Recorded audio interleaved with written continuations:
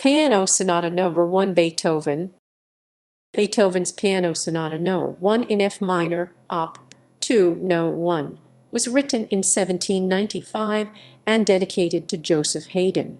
Sir Donald Francis Tovey wrote, Sir Hubert Parry has aptly compared the opening of this sonata with that of the finale of Mozart's G minor symphony to show how much closer Beethoven's texture is. The slow movement well illustrates the rare cases in which Beethoven imitates Mozart to the detriment of his own proper richness of tone and thought, while the finale is structure. The sonata is in 4 movements. Allegro, allegro, allegro, allegro, allegro, allegro, allegro. The first movement, in cut common time, is in the tonic key of F minor and in conventional sonata form, as was typical at Beethoven's time. A tense, agitated feel is ubiquitous throughout the movement. The piece opens with an ascending arpeggiated figure, a so-called Mannheim rocket, like that opening the 4th movement of Mozart's Symphony No. 40, culminating in a 16th-note triplet turn. This theme was used by Arnold Schoenberg for his initial example of sentence form. This subject is reiterated and increasingly shortened until reaching a climatic half cadence in bar 8. After a short intriguing fermata, the ascending arpeggio motif is now introduced on the dominant minor key C minor, played by the left hand. This is seamlessly continued by imitative sequences MM 914, effectively working as a transition preparing the secondary key C sonata form.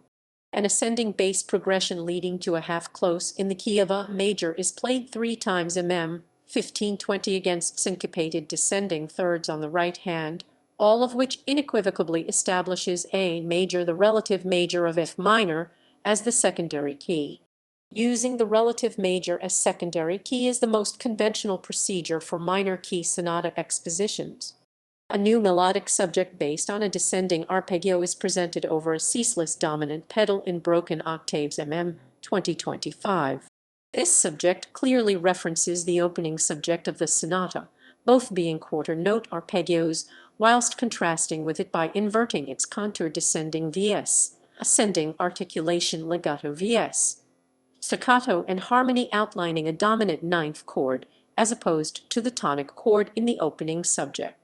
This dual quality of unity and contrast achieved by using the same musical material in opposite ways to articulate the tonic and secondary keys respectively, proved to be a very effective device for Beethoven, which he would use again for his other much more famous piano sonata in F minor.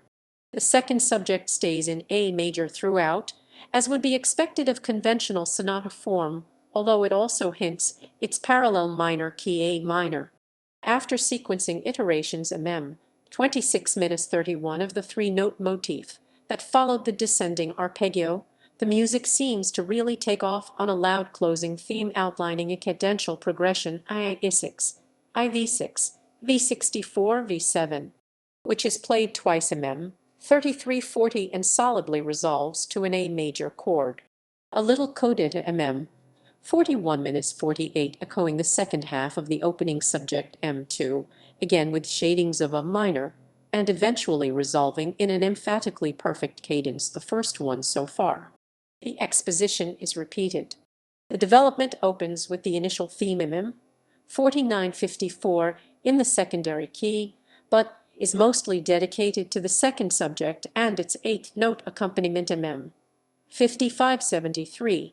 First in its original form, then exchanging roles between the hands. This goes through the relatively close keys of B minor, C minor, B minor, and back to A major, where it creates a sequence on the last 2 notes of the theme mm 73-80, going through a descending fifths progression leading to a terse dominant pedal on C mm 81-94, preparing the return of the tonic key.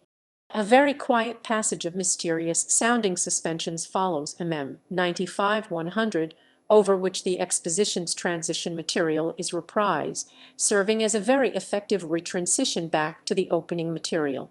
The recapitulation MM 101-145 starts loudly instead of quietly, a common device in Beethoven's early piano sonatas, and with many of the left-hand chords now happening on strong beats, unlike the syncopated exposition.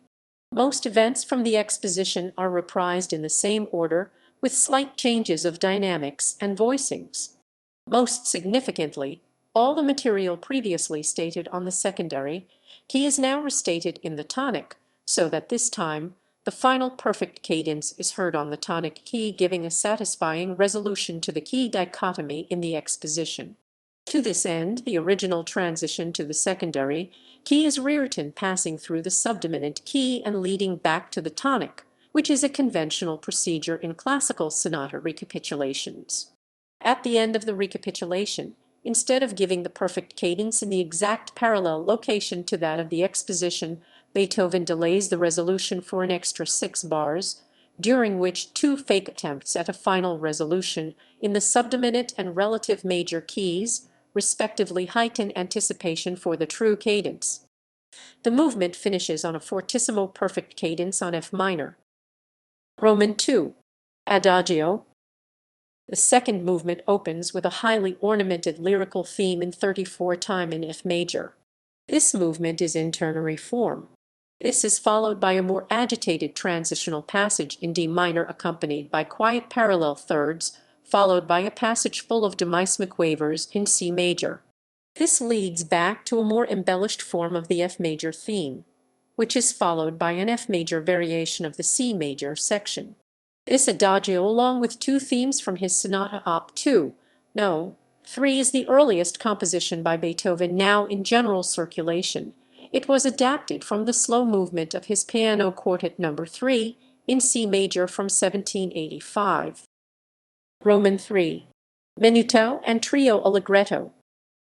The third movement, a minuet in F minor, is conventional in form.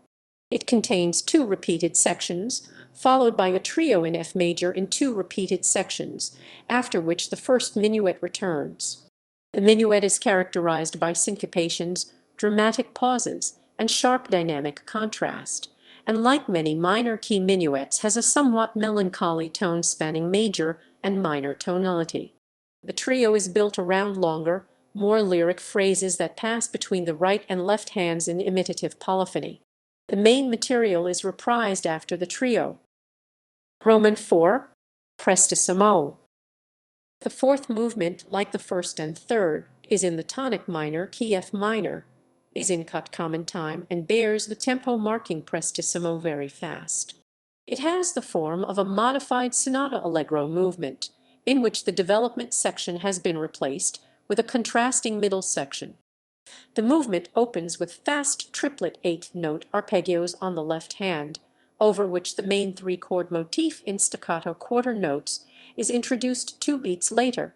The 8th-note triplet figuration pervades throughout most of the exposition, alongside the main motif's character of energetic frantic pursuit of something elusive. A transitional passage modulates to the dominant minor key C minor, where a more lyrical but still agitated theme is presented twice.